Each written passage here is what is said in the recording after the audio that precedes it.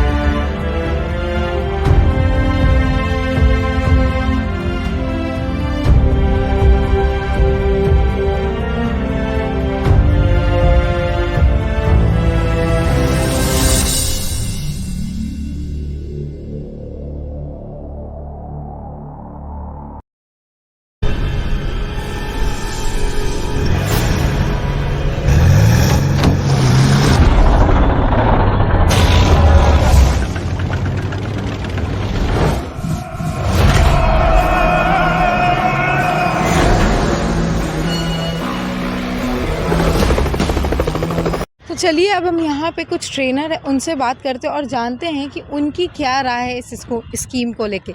तो सर, सबसे पहले तो आप हमें अपना नाम बता दीजिए। सबसे पहले नाम बताने से पहले भी आप इस मीडिया के माध्यम से मैं आपको जय हिंद बोलना चाहता हूँ कि आपने यहाँ तक पहुँचा। मेरा नाम राजू कुमार हुआ, मैं यहाँ फिजिकल ट्रेनर हूँ। यहाँ मैं ग्रुप चलाता हूँ, मेरे ग्रुप का भी नाम राजू फिजिकल ग्रुप है।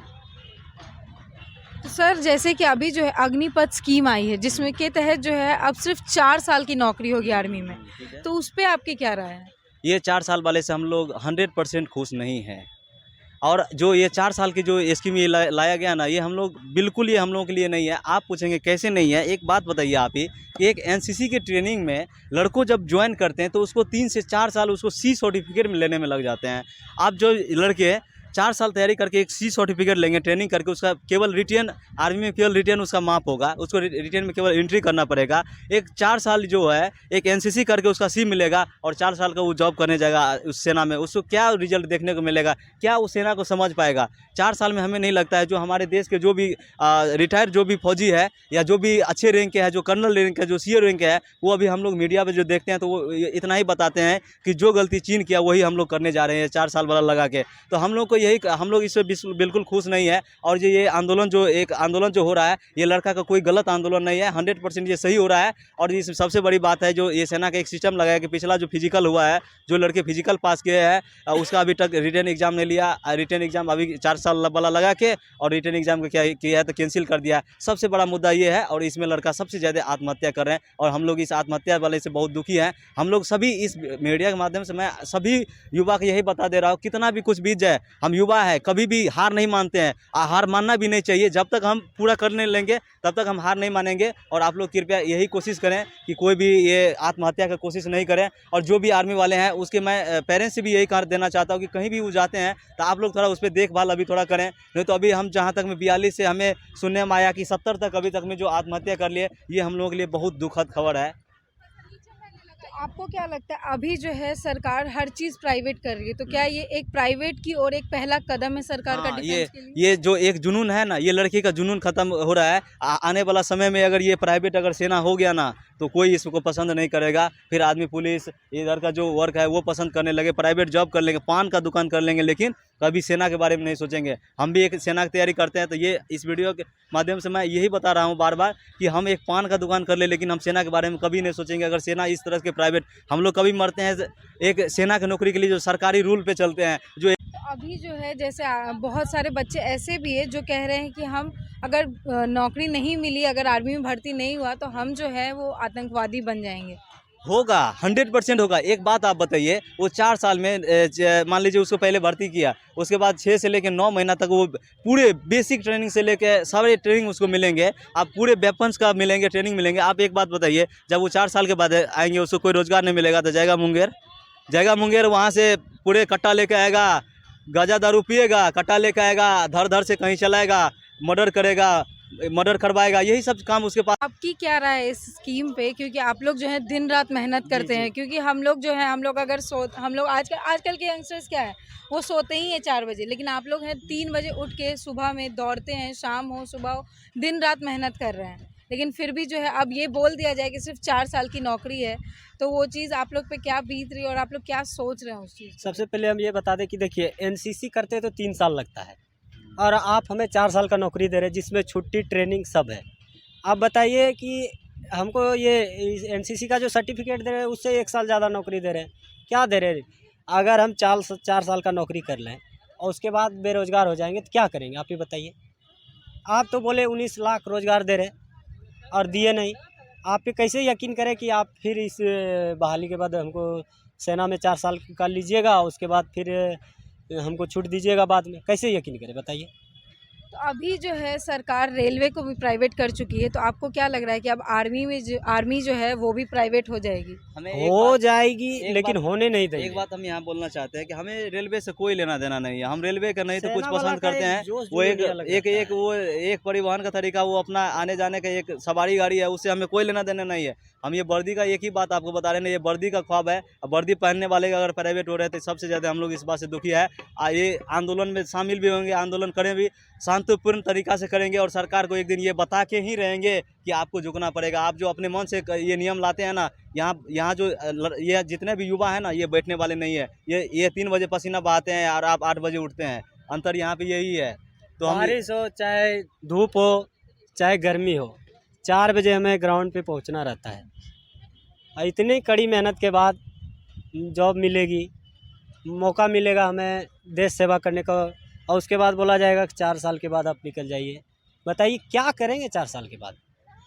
सबसे कुछ बड़ा करने मुद्दा के तो लिए यही है कि क्या करेंगे हम 4 साल के बाद, क्योंकि 4 साल के बाद आप लोग कुछ कर भी नहीं सकते। बहुत कम ही ऐसे होंगे कि कुछ कर सकेंगे या फिर कोई पढ़ लिख के फिर आगे का कुछ करेंगे। हर कोई तो नहीं कर सकता है, मुझे लगता है। आप पढ़ाई लिखाई की यहाँ बात करें तो अब सबसे बड़ी बात मेरे पास आ गया है, पढ़ाई लिखाई। एक जो सेना की तैयारी करते हैं ना, मेरे ख्याल से नहीं लगता है कि उसका मेरिट उतना अच्छा रहता है। उसका ना एक ही जुनून रहता है दिमाग में कि हमें दौड़ना है। और वो जो उसका जो रिटर्न होता है ना, बहुत वो जो एक आध महीना जो समय मिलता है ना, वो दिन रात करके अपना पढ़ता है, उसका रिटर्न निकलता है, तब जाके वो भर्ती रहता है। उसका इसका जो है ना मेरिट लेवल पढ़ाई लिखाई का उतना अच्छा नहीं रहता है, जिससे कि वो अगला तैयारी कर ले, दौड़ेगा बन जाए, जाके ऑफिसर रैंक पे जाए, BPSC क्वालिफाई करे, UPSC करे, उसके योग्य वो नहीं रहते हैं, क्योंकि हम खुद तैयारी करते हैं। जब वही करना रहेगा तो फिर सेना में क्यों जाएंगे? सेना का बात ही अलग होता है।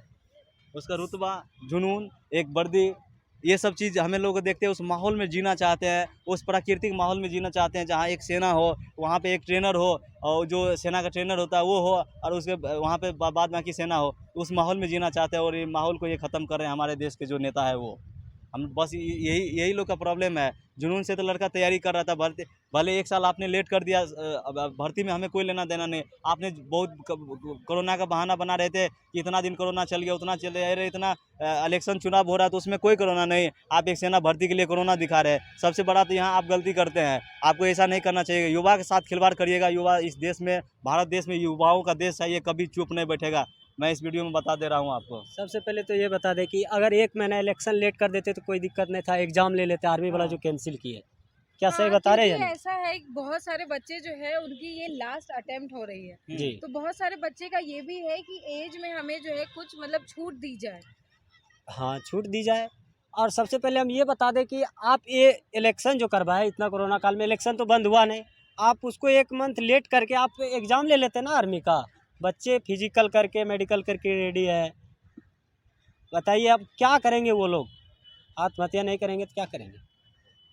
तो मतलब इसका आप लोग जो है सरकार से आपकी यही डिमांड है कि ये जो अग्निपथ स्कीम है उसे वापस ली वापस जाए, ली ताकि जो भी भर्ती होने वाले बच्चे, क्योंकि ये चीज़ तो है 80% जो बच्चे होते हैं वो मेहनत करते हैं ताकि वो आर्मी में जा सके। सही बात है। आप इस भारत देश के कोई भी कोना के एक छोटे से छोटे गांव में चल जाइए जहां एक सड़क नहीं जाने वाले हैं, आदमी नाव पे चढ़ के जाते हैं, वहां आप जाके पता करिए कि आप वहां हर एक घर में सेना की तैयारी कर रहा है। जिस गांव में नाव पे चढ़ के जाते हैं वहां पे आदमी सेना की तैयारी करता है। घर से पूछेंगे क्या चीज़ का तैयारी कर रहे हैं, सुबह दौड़ लगाते रहेंगे, आप पूछेंगे भाई साहब कौन चीज़ की तैयारी कर रहे हो, तो वो बताएगा कि हम ये अभी सेना की तैयारी कर रहे हैं। आप बताइए, हर एक युवा के दिल में एक सेना का जो जज्बा, जुनून, जोश है वो बसा हुआ है, उसको आप एक बार में एक वर्ड में ख़त्म कर दे रहे हैं कि अग्निपथ ला के रख दिए। बताइए, आप तो जीते जी एक सेना को अग्निपथ के हवाले कर दिया। बताइए आप क्या नाम दे सकते हैं इस इंडियन आर्मी को। इंडियन आर्मी एक और जो इससे पहले आया था वर्दी वाला, जो वर्दी चेंज करके दूसरे वर्दी दे दिए, उससे तो हम लोग बिल्कुल खुश नहीं थे, लेकिन फिर भी उस चीज़ को समझ लिए कि चलो कोई बात नहीं,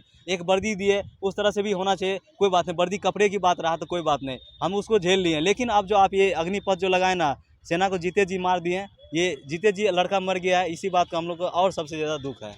बाद बाकी क्या बताएंगे, अंत में बस इतना ही, सरकार से हम लोगों का रिक्वेस्ट है कि आप लोग इस योजना को वापस लें, कोई और योजना, नल जल योजना लगाए ना, वो चलने वाले हैं, लेकिन ये सेना वाला योजना सबको आप करिए, सबको सेना को जो आप कर दिए ना, इस तरह से सेना को छोड़ के दुनिया का सब कुछ प्राइवेट कर दीजिए, हमें कोई लेना देना बस नहीं। आर्मी को छोड़ दीजिए। रेलवे से हमें कोई लेना देना नहीं, रेलवे चले जाओ, पुलिसों से हमें कोई लेना देना नहीं, हमको लेना देना है तो एक ही, वो है सेना। वो बॉर्डर पे काम करते हैं, अपना नींद चैन खो के एक ड्यूटी का एक जो बूट पहनने का समय होता है ना, 30 सेकंड में पहनने का रहता है। बताइए कोई एक आम आदमी पहन सकता है? नहीं पहन सकता है, उसको पहनने में बहुत समय लग जाएगा। उसका जो एक रुतबा है कुछ अलग है, वो बॉर्डर पे काम करता है, क्या खाता है नहीं खाता है, कैसे सोता है, कैसे ज़िंदगी रहता है, दुश्मन से एनी टाइम लोहा लेने के लिए तैयार रहता है, और अपने गोली छाती पे खाने के लिए 24 घंटा तत्पर रहता है। एकदम ऐसे एक बार में ऐसे वेपन्स लेके अपना खड़े रहते हैं कि दुश्मन के आगे एकदम। इंडियन आर्मी जो होता है ना, किसी से कभी भी हार नहीं मानते, कभी नहीं, मरते दम तक मर जाएंगे लेकिन वो हार नहीं मान सकते। एक हम भी तैयारी करते हैं, यही जुनून पाले हैं अपने आप में कि कभी भी हार नहीं मान सकते हैं। ये कितना भी कुछ हो कर दे, ये इसको तो वापस लेना ही पड़ेगा, और हम लोग तैयारी करते रहेंगे और एक दिन बन के ही दिखाएंगे इसको। और तो जैसा कि आपने देखा कि जो ट्रेनर और स्टूडेंट्स हैं उनका यही कहना है कि सरकार को जो है वो अग्निपथ स्कीम वापस लेनी ही पड़ेगी। अगर उन्होंने इस स्कीम को वापस नहीं लिया तो आंदोलन जो है वो आगे भी जारी रहेंगे, और ऐसे ही बहुत सारे बच्चे जो है वो आत्महत्या करते रहेंगे। उनका ये भी कहना है कि मंत्री जो होते हैं वो एक ही बार बनते हैं, लेकिन उन्हें पूरी ज़िंदगी भर पेंशन मिलता है। तो आर्मी वालों के साथ ऐसा क्यों नहीं, आर्मी वालों के साथ ऐसी नाइंसाफ़ी क्यों? अगर आपको हमारा ये वीडियो पसंद आया हो तो इसे लाइक करें, शेयर करें और सब्सक्राइब करना बिल्कुल ना भूलें। और कमेंट में हमें ज़रूर बताएं कि आपकी क्या राय है अग्निपथ स्कीम को लेकर। Thank you.